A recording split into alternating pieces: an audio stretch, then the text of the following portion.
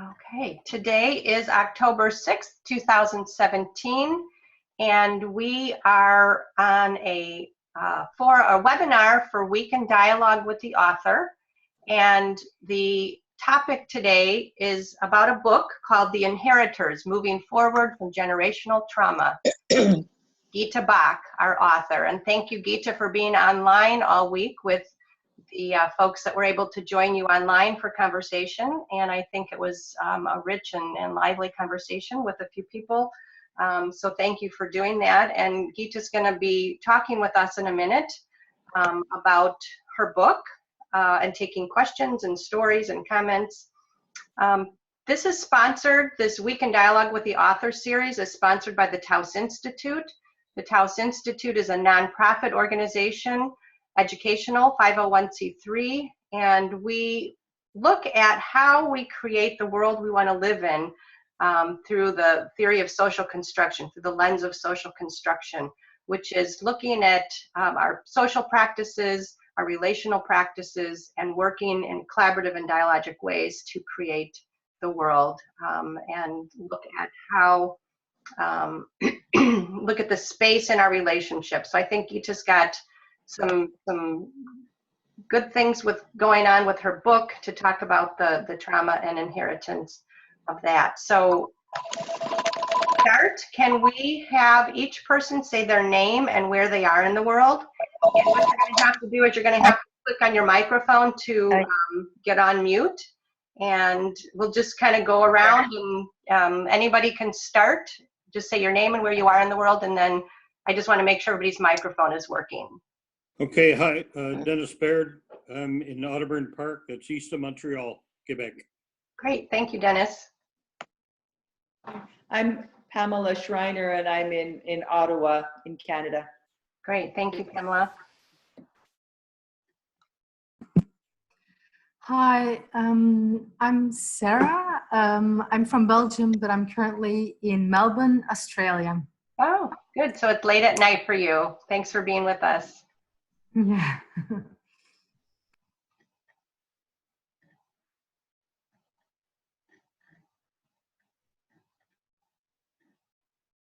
Who else? My name is Nicola, and I'm in Toronto. Okay, good. Thanks. My name is June, and I'm in Ottawa. Okay. I'm Barbara Ward, and I'm from Kitchener, Ontario, Canada. Great.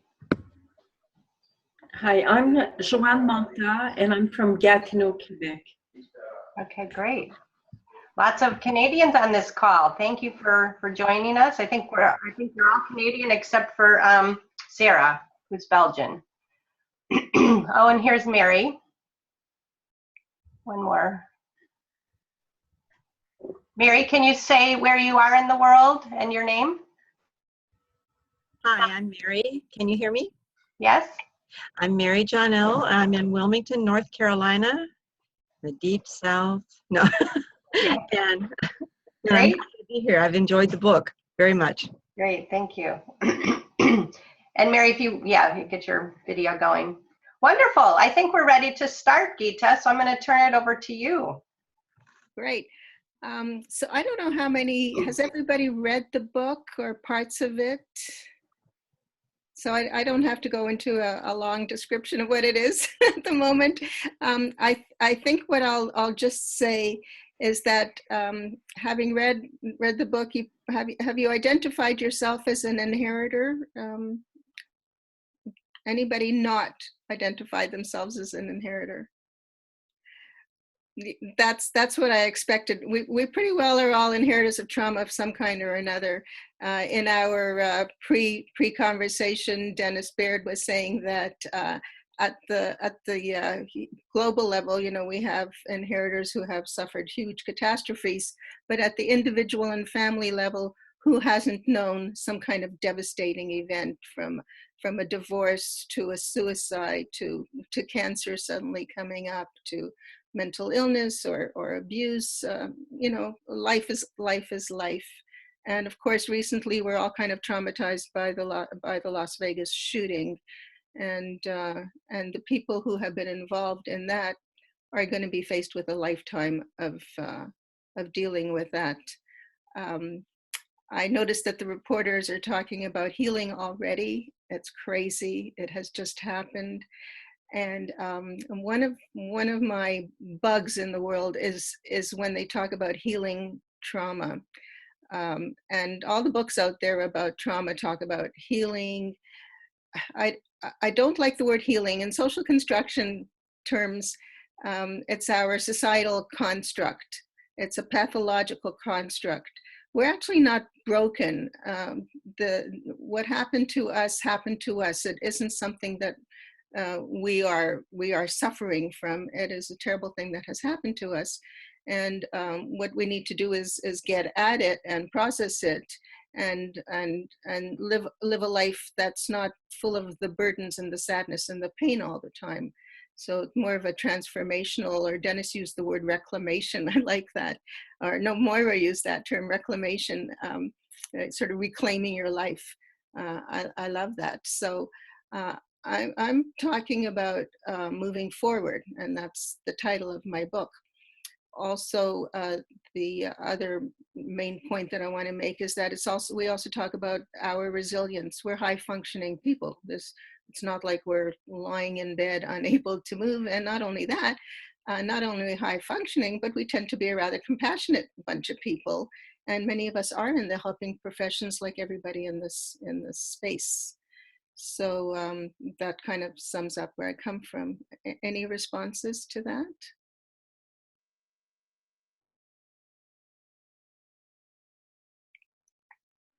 So I did create a PowerPoint because I wanted to leave it with you for after. There's no way I'm going to go through it all, but should I just go screen share here, Dawn? So I just summarized the points of the, whoops, it's not coming on. Oh, here it is. There we go. So I just wanted to summarize the, how do I get it to move?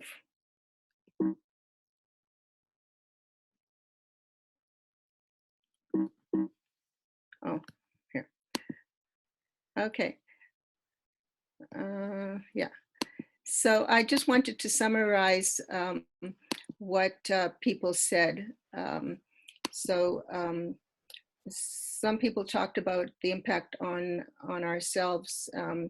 Once we understand that we too are inheritors of trauma and have dealt with it a bit, we can be more open with people. We don't need to hide what we're saying.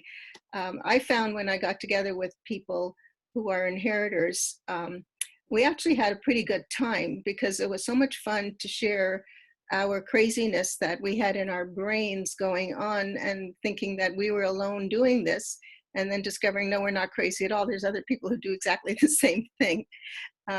So when you understand yourself at your core, you can crack open that hard shell that you might have built around yourself to survive.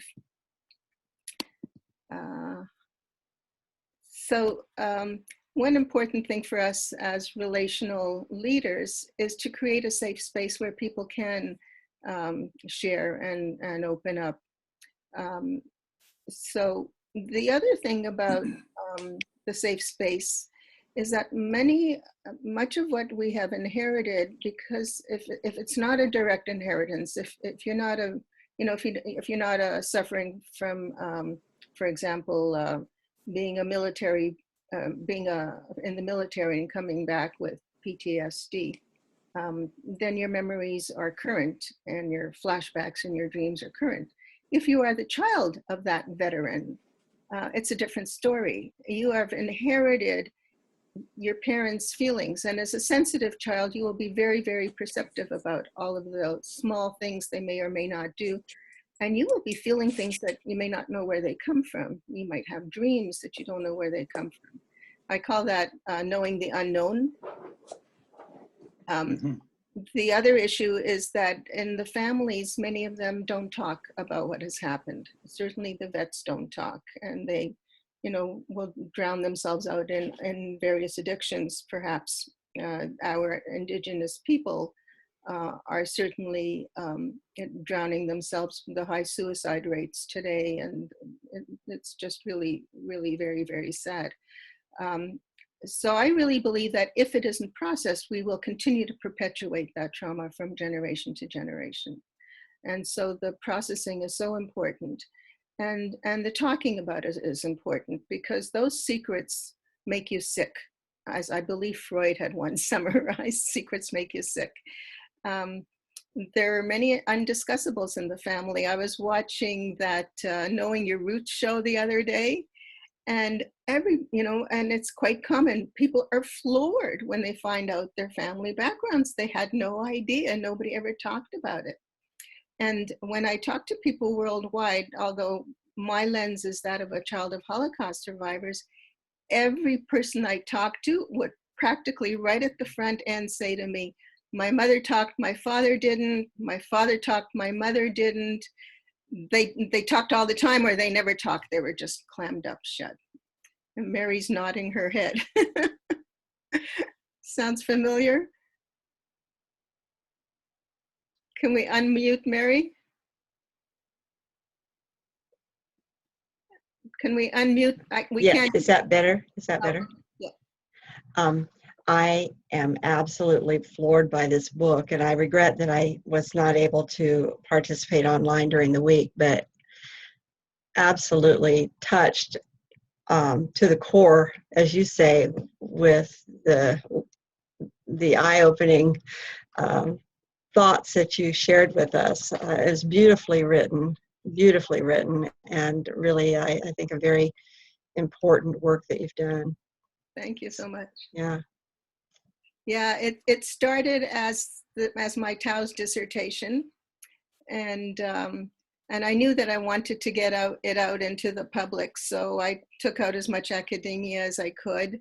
Although some of the theories certainly are there, and Taos was my advisor John Reisman was lovely enough to tell me to write generatively. So, unlike most dissertation programs, I got to write in a personal way. So it began in a personal way. My poetry was in there. I should talk about the poetry. The reason for the poetry, as we're talking about those secrets and the undiscussables, there's various ways of getting at those stories that we don't know, or those feelings that somehow we don't know where they're coming from. Even the games that we play in our head, even as children, like when I was a kid, and then I found out in one of my dialogues, somebody else who did the same thing, I would look around at people, my friends or adults and my parents' friends, and I'd say, that person would survive. No, that person would never survive. Would I survive? And then I'd go down the path of, what if I was being tortured and I had to reveal where my parents were hidden? Would I do it? And then I'd end up crying because I was a chicken, and there's no way I would, I'd give up my parents, and then I'd feel guilty, and these crazy thoughts that, a child's fantasy world can get into. So poetry, meditation, as Joanne Manta is interested in, meditation, poetry, EMDR, which is this eye movement deprogramming, and that some psychiatrists do. Psychiatrists are now saying that talk therapy doesn't help. And it doesn't help for this kind of trauma. It also doesn't help for repetitive trauma, like repetitive sexual abuse. And so they're actually at a loss as to what does help. But I think I have the answer. I think it is in processing the story, and it is in dialogue to help us process that story, and creating the safe spaces, relational leaders. When we run those dialogues is kind of what we're here to talk about. So I don't know if you noticed, but when you went on Amazon, I did publish a poetry book as well. It's called Poems of Angst and Awe, with a big yes on the cover. The poems that are in the book are also in this book. And this book has some poems that, when I go to a Taos conference or workshop, I always write a poem based on the notes. Instead of writing notes, I write a poem about what people are saying. They're very poetic, our speakers. And I've got some really nice poems I've attributed to either Ken Gergen, Samuel Mahaffey, Stephen Holland Wemp, different people that have spoken. So the creative arts, song, dance can tap into it. So one of the people I talked to who works with military brats, children of the military, she does a kind of art therapy, and we spent a long time drawing out what it is she does because she couldn't focus on it. And what she does is she repeats, she'll have them draw something and then they'll repeat a movement.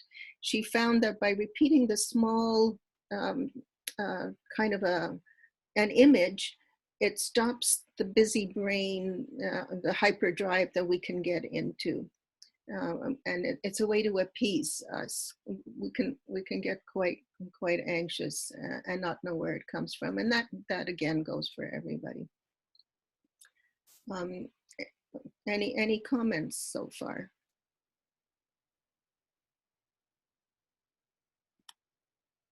I'm not. I'm on mic. Okay, Dennis here. And I am surprised that psychiatrists would say that talking therapy doesn't work, first of all, because that is how people open up. But not everybody, of course, it doesn't work for everybody, I accept. EMDR, very powerful. My wife is a specialist in this, and she's had some fantastic results. And I think the whole idea here is the word that you use, which is a dialogue, that you have an individual who is carrying something and they may not even be aware, but until they discuss it, until they actually mention it, until they can touch it, if you will, they're not able to address it. And I guess that's the only point that I make. I'm really surprised that some psychiatrists would say that, but on the other hand, knowing some psychiatrists, I'm not too surprised. Anybody else? Joanne, hi Gita. Thank you very much for making this book available to humanity in some ways. It's beautiful. What I was able to understand from conversations about your book with several people and conversations with friends, I have a feeling that dialogue, just the way we describe it usually, is probably not a sufficient definition of the type of dialogue that would be very efficient. And in my experience, I believe that it's a type of dialogue that accesses the right brain. If I, just to explain, because very often in a conversation, we stay with the left brain and the continuous wording, and it's logical, and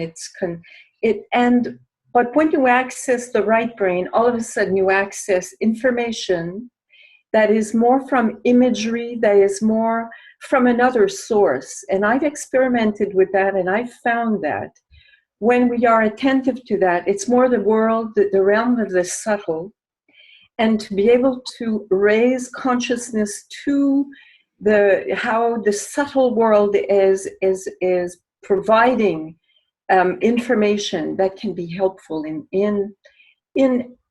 I'm not sure the healing, but at least the consciousness and awareness that there is something there.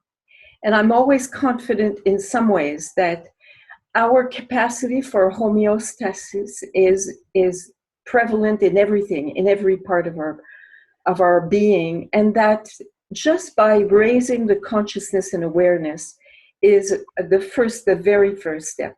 And very often, when it comes through the right brain awareness, it comes through the emotion, the connection with what it means. What is the purpose of that event? How does it fit in my purpose in this world? So that was my comment. Yeah, and certainly the creative arts get at the yes part of the brain. So, yes. how is it that you get at? Well, as a life coach, I studied with an organization called International Leadership Coaching Institute, and they developed a tool called the Brainwalk as one tool. I use many tools to access that right brain. That is one of them. But I also use Otto Scharmer's Theory U. I've integrated it in my coaching, and I've found that since I've integrated it in my coaching, all of a sudden, even though the coaching is not, people don't come to a coach for a trauma directly. They, in a sense, that they come for well-being. They come because they have specific objectives. But all of a sudden, a coaching is a purpose. The purpose of the coach, in a sense, is to permit a step back and to widen the scope of how you see a situation. And all of a sudden, as the person is trusting and is trusting their own right brain through the Theory U, where you get into a presencing moment and emergence, and that trust is evident or is present. It's amazing what can come out. And of course, there's no pressure. And very often there's no even awareness that there was a problem, or that all of a sudden this image pops up and there's no understanding of it, and we start decoding it. Yeah. And so I have found that for me, yeah. Right, and you use the word presencing, which is very important for a relational leader, anybody working with people in conflict. And that's where I use a little bit of meditation to get into the presencing state, if I may say. And it's all mild, it's very subtle. There's no direct, how should I say, in coaching, you always skirt around the edges. You always go, well, that's my style anyway, go into the peripherals. From the edge to go forward to what is really key. And I've found that is less, how should I say it, to go directly is almost offensive in some ways, I found.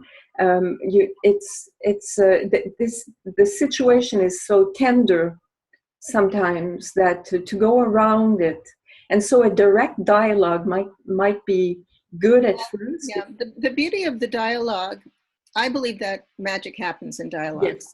Yes. In true dialogue. And yeah, as a lifelong facilitator and working in groups and organizations and with individuals, what I like about the dialogue is, number one, if you create the correct, the nice safe space, people are validated by other people. Yeah.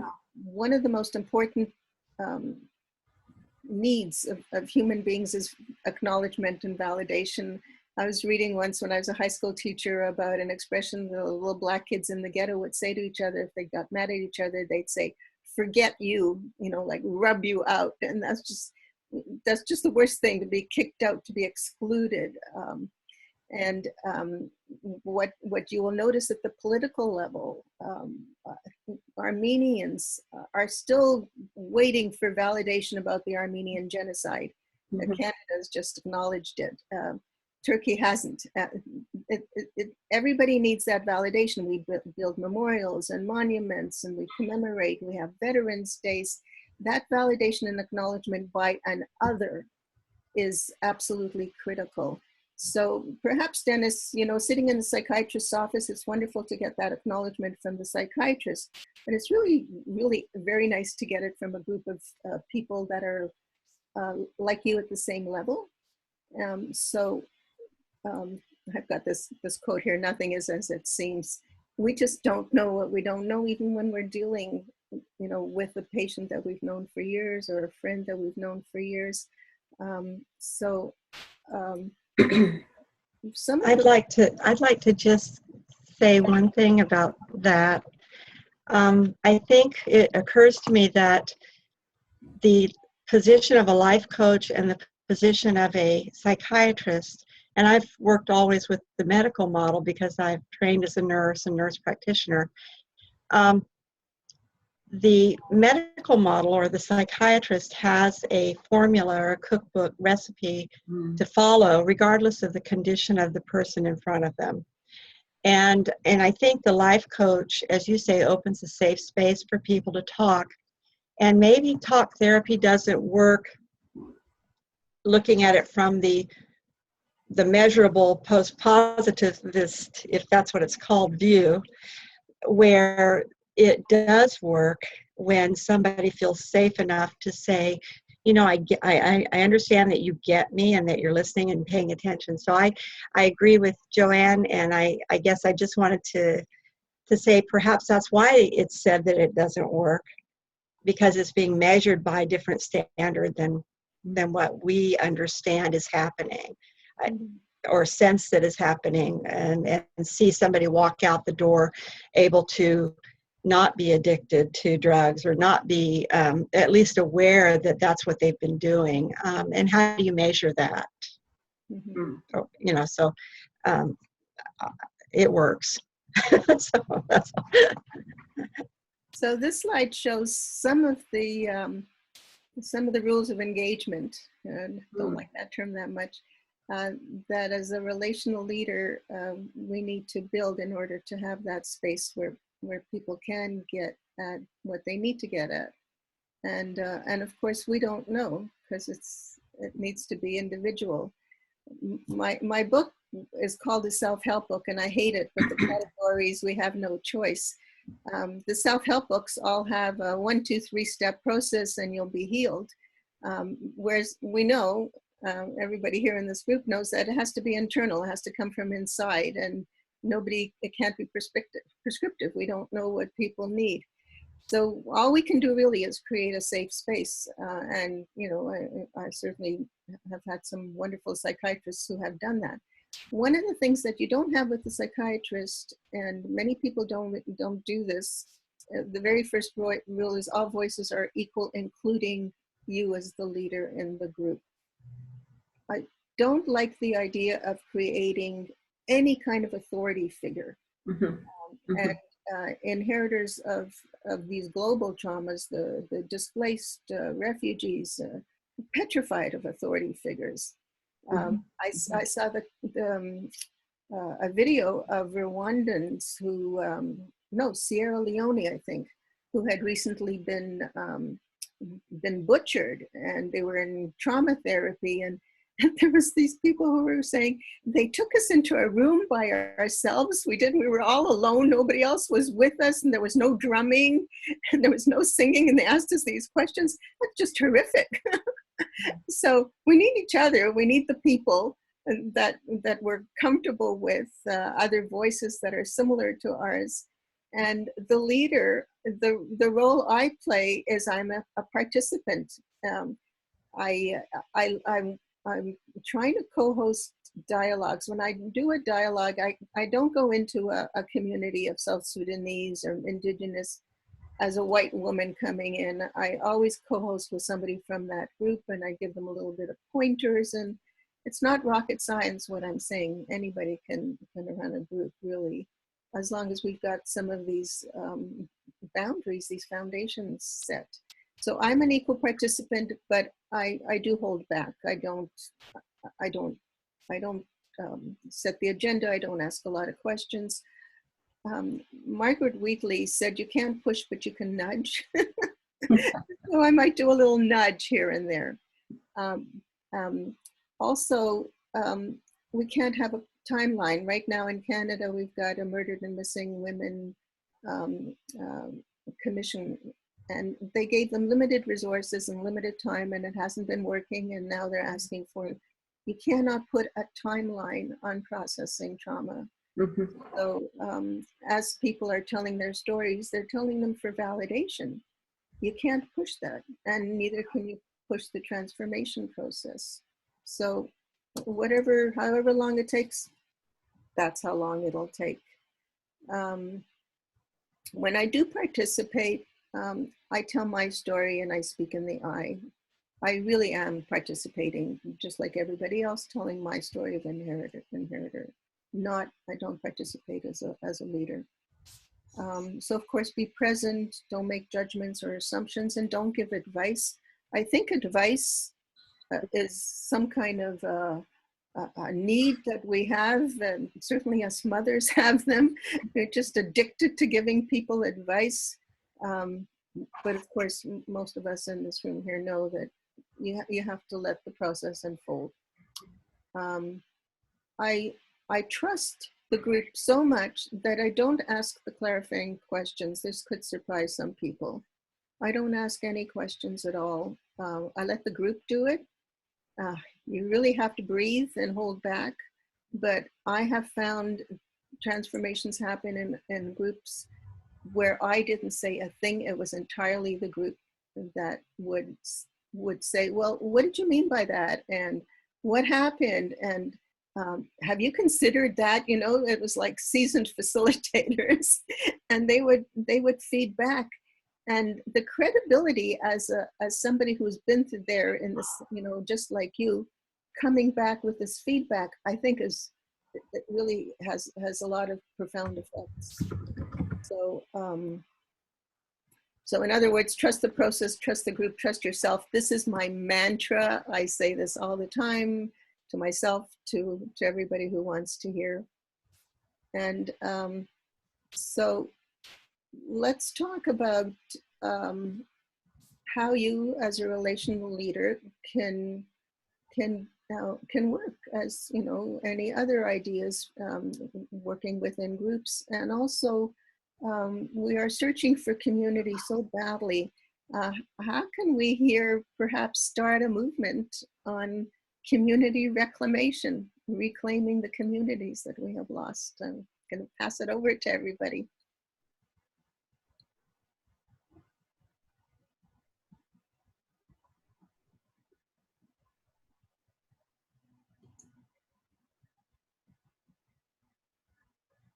Just a small thing. The word leader implies an authority of some sort.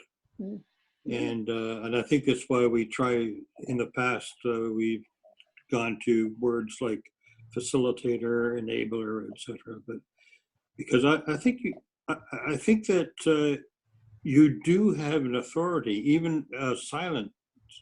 So yeah, you're right. You really have to bite the tongue and trust the process, as you say, just to let it go.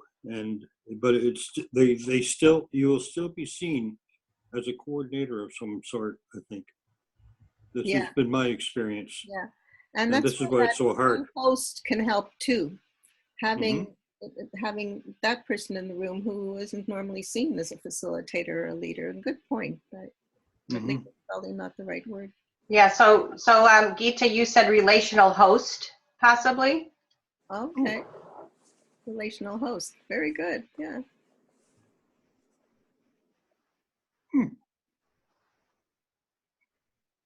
We almost got sexist there. I was going to thinking, well, hostess, but no, no, host. Great, sounds good. Host is nice. Yeah. You know, one of my poems about this is really cute. I have to find it.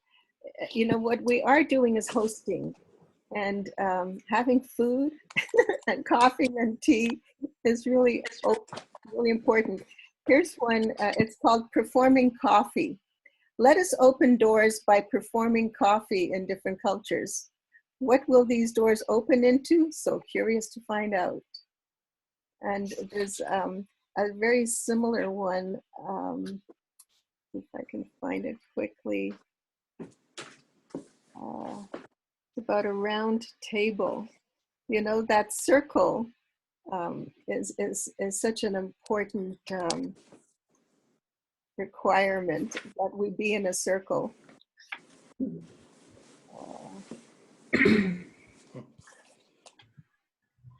Well, somebody think of something to talk about while I'm looking for this. I think that in Holland, in the political system, I've read, I don't know if it's true, but there's something called circles for when they're trying to rebuild policy or create policy for different conditions. Circles come in and talk, and then I think there's never more than 8 people in a group, but there are several groups going on, and then those ideas are shared.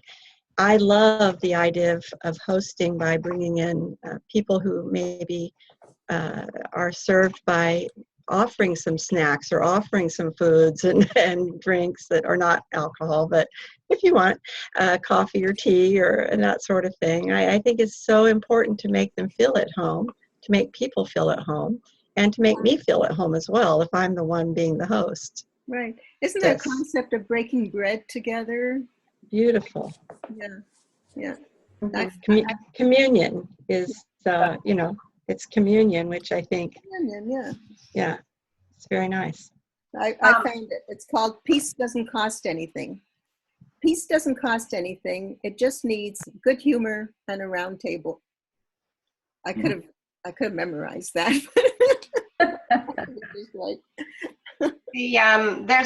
There's an organization called the United Religions Initiative, and what their focus is that the conflict, many of the conflicts around the world are stemmed from a religious struggle. And what they've done is put together peace circles in many different countries. I think they've got over 600 peace circles, and each peace circle has to have a nice mixture of the cross section of the representation in that community.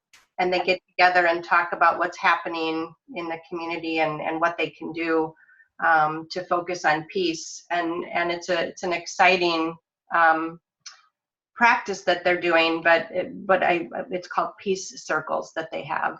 And I don't know if you want to look it up, it's called United Religions Initiative. And also, Moira, do you want to come on? She's got a question here about community. Yeah. Moira, you just would need to unmute yourself. Before Moira comes on, I need to leave right now. Unfortunately, this conversation is really interesting. I wish I could have stayed longer, but I did mention it to you, Gita, earlier. Can Hi. you hear me? I'm hoping there's not too much background noise here. But, oh, yeah. Is that Moira? Moira, just 1 second before you continue. Joanne, is that you saying you have to leave? Yes, that's right. So you okay, I would like, before you leave, just so everybody knows, feel free to come back to the website that people were chatting on all week. And if you didn't join in the chat online, we can continue that. I'm sure Gita would be happy to come back to that webpage and continue the conversation. So Joanne, feel free to visit that page. Thank you. Thank you, Dawn. And Dawn, I did send you some questions. So maybe to post that. Okay, I can post those. Yep. Oh, thank you so much. And thank you, Gita. Thank you, Joanne. It was wonderful. Talk to you later. Okay, bye. And Moira, you want to ask your question or your comment? Well, I'm just, when we talk about community groups, and I'm glad that Gita was talking about the peace groups, or Dawn, you were. But I think often as inheritors, what we've inherited is from cultures that have broken apart. I don't think that the culture that my ancestors brought from England to Canada really exists anymore. So what's my new community? What community do I bring together to talk about how our lives are as inheritors and how we want to move forward? What's the tagline that I'm going to put out, for example, to say, come and talk about this? I think there's a very direct link between what inheritors of the British experience. Okay, I have to reorganize my thought here. I think as a descendant of the British, who are very often at the core of what has happened in North America to Indigenous people and to Black people and so on, I think that's a group that needs to talk about how we feel about, you know, our ancestors having done these things. And we've been raised in the same kind of culture that allowed these things to happen, or made them happen. So how do you put together a group like that? I'm not sure. There have been dialogues, quite a few, between German inheritors of Nazi and Israeli, and these are younger people. Children, grandchildren, even great grandchildren, because these are perpetuating issues.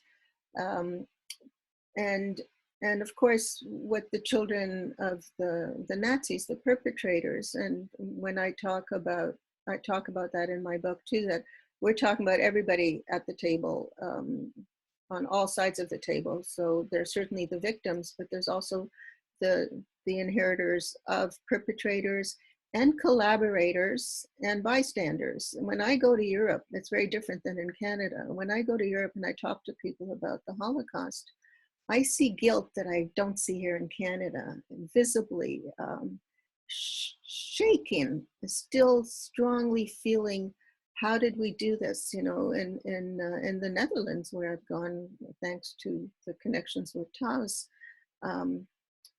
I will hear people say this should never have happened. We sent all those people to their deaths. So those are those aren't even collaborators or perpetrators. Those are bystanders who are feeling guilty. People who felt helpless, didn't know how to help. So they're carrying that as well. And so we're talking about inheritors on all sides of the table. It's a very good point, is those dialogues. So do you need, you know, are we talking about dialogues with Indigenous people and colonial inheritors? It's a really good question and a good point. And I think we need to be courageous and have the dialogues between the two groups, and not just within the group, or maybe start processing within the group of inheritors of the British legacy, and then go into the two. So let's talk about that. How do you think that would work and roll out? Yeah, I think that that sort of clarifies what I was thinking about, and I hadn't quite put that together, but yes, what that you're saying makes a lot of sense there. I'm going to mute again because there's a dog in the background that keeps making a lot of noise. But and I'll have to leave in a few minutes, but this is a wonderful conversation. Thank you, Moira.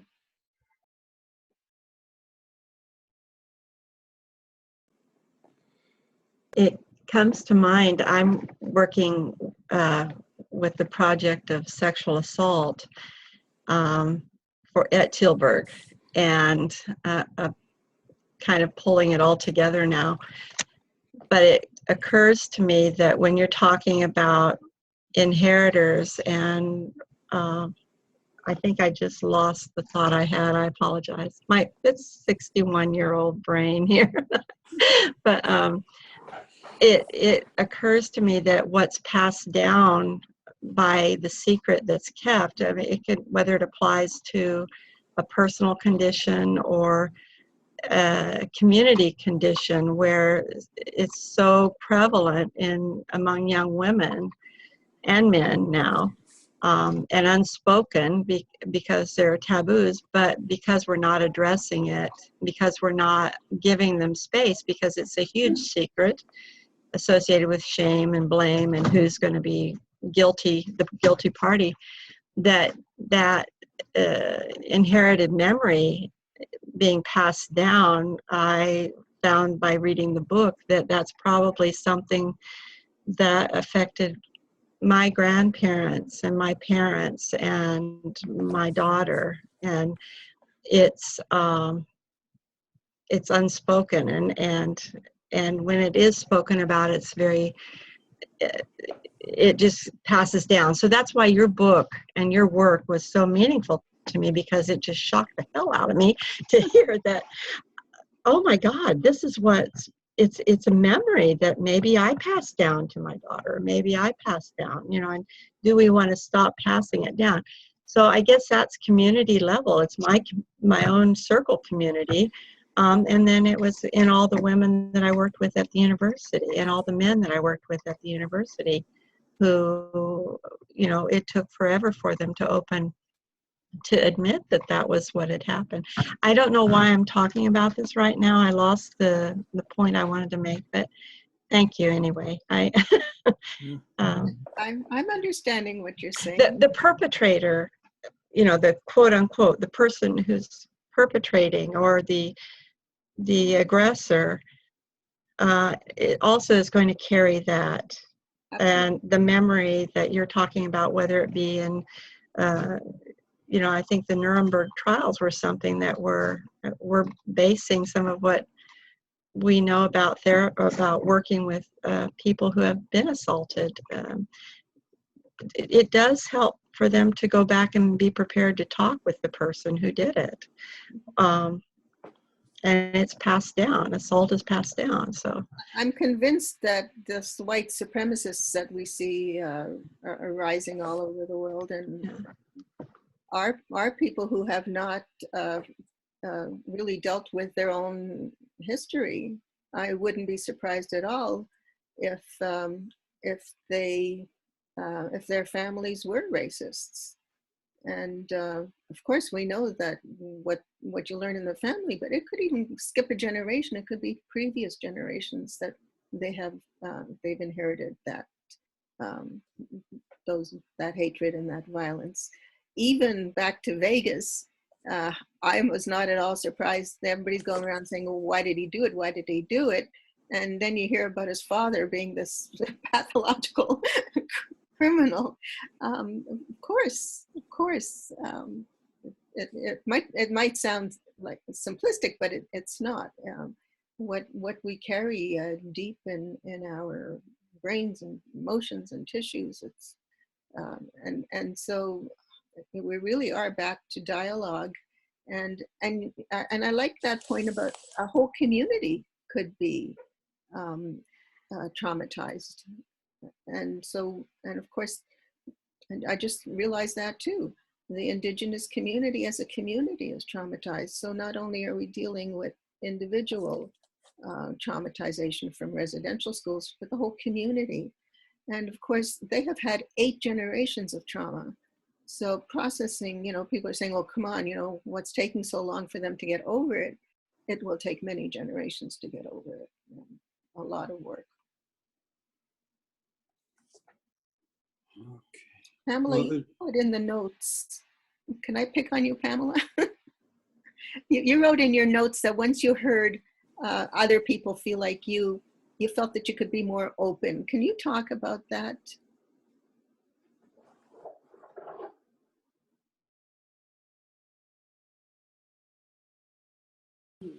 Okay, so I'm muted now. Can you hear me? Yeah. Yeah, so it was a long process over a lot of time, that connecting with other people and hearing their stories and realizing that I wasn't the only one that had a difficult childhood or whatever it was that went on. And it helped me to feel closer, because I felt like an outcast as a child for most of my school time. And so understanding that everybody had issues of one sort or another just helped me to feel closer to people and to, I guess, to become a more sociable person. And then, of course, I guess the end of it is, in a sense, the current state of it is, connecting with you and realizing all that you've written about in terms of generational trauma. So for me, it's been a process of many decades, slowly unfolding, and kind of the current state is what you talk about. So we're all in the same boat together. we I'm all wondering, would the process not have taken so long if you'd been able to share with other people in a dialogical or any other format. You know, I mean, friends coming together talking is wonderful as well. Yeah, it's true. I mean, I guess moments that were very helpful for me was being in workshops where they facilitated true dialogue, or else the facilitator simply had that bigger understanding that the value of personal stories brings, i.e. the personal mistakes that we've all made. Yeah, some of those moments have been very helpful for me. So, yeah. Mm-hmm. There was somebody else, I think, that wanted to say something. Gita, do you want to stop your screen share? Do you have more slides you want to show? No, I think that's it. Okay. So then we can continue with everybody on visually. Okay. How do I stop share? Right. I have a question, but I don't know if it's relevant to ask it now. So shall I just ask it, or? Absolutely. Yeah. So I ordered the book last week, but I only got it a few hours ago. So I might ask a question that I will find the answer later on. But I come from a context where I've been working with refugees in a reception center in Belgium for the last 10 years. And obviously living in Belgium, I was aware of the two world wars that we've been through as a country. And but it was only a few months ago that I heard about my great-grandmother, who was actually a refugee in the First World War. And so to me, that was really interesting to see how my personal history of working in a refugee center and my family history were kind of coming together. But I'm really left with a lot of gaps, as you were talking about in the introduction as well. And I'm wondering how you actually see the work of processing through generational trauma if there are many gaps and no one can offer any information about those gaps. Yeah, that's been my trial, because I have this inherited memory of how my father's two children were killed. They were under 5, 4, and 3. It was historical research. I wrote to archives in Germany and in Poland. I got no information on them, but I had this memory in my back that they were shot in the back. All my friends know about this. And I've had it since I was 4. And I didn't look at it. I was told, and then when I was older and when I was working on my dissertation, I was told, go to the paranormal. And I didn't want to go to the paranormal. To me, it was real. It was my acupuncturist who validated me. I told him, don't do any needles on my back. I've got this sensitive spot. And I told him about it. And he said, yeah, brothers and sisters are closer than we realize. We are connected to our past legacies in ways we don't know. And sometimes we'll never know the answers. But when I did the historical research, I discovered that that they were from Krakow, and that one of the first ghettos ever built was Krakow, which shocked me. Every time I hear anything shocks me. And children under 5 were killed immediately, and the gas chambers were not yet built, so they were shot. It was common to shoot them. There were no gas chambers, so I was, it didn't completely close the gap to my puzzle. But what helped appease me was I had a way to memorialize them by, I had never thought of it. I put their names on my father's tombstone.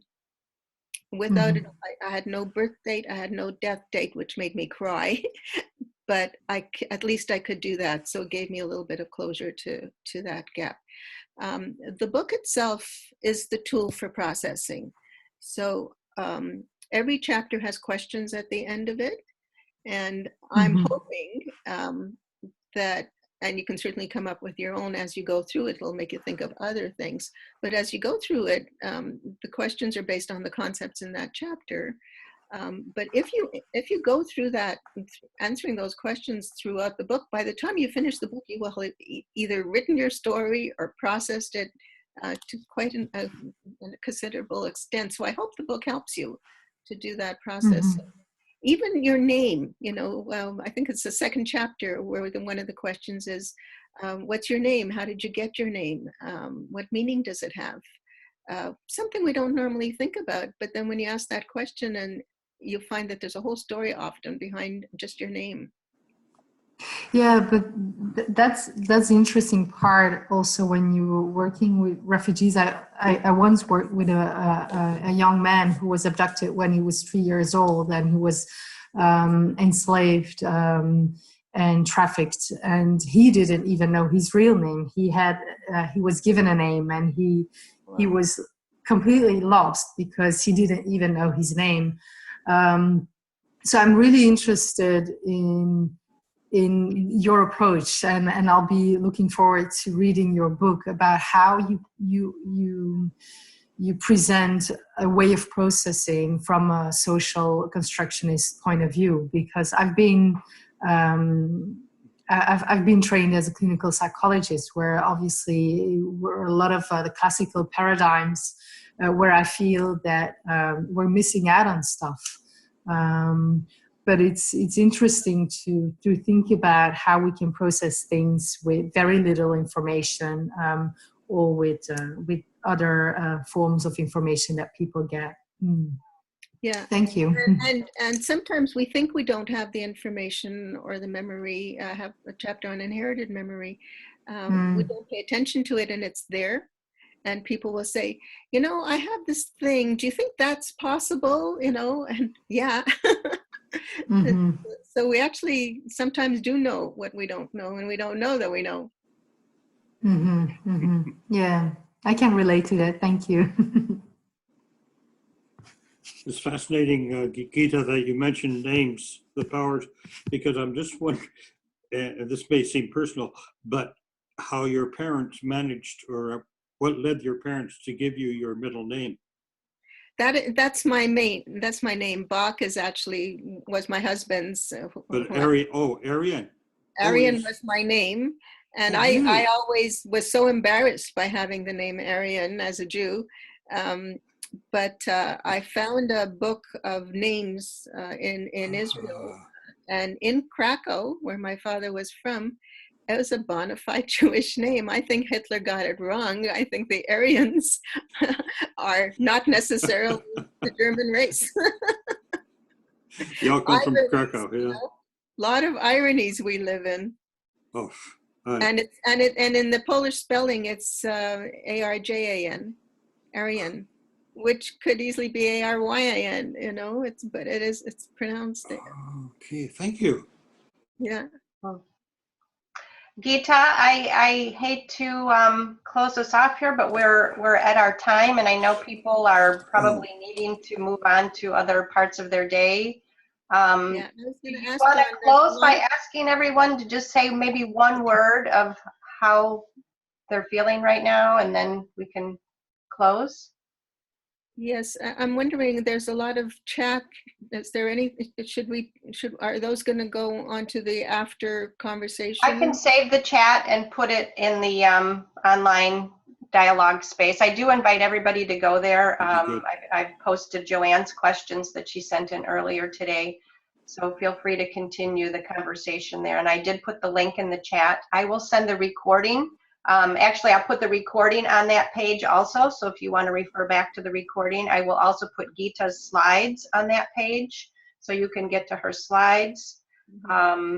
And just really invite everybody to continue in that space. And I'm sure Gita will feel, And I'll try to answer some of the questions on the chat in that space then too.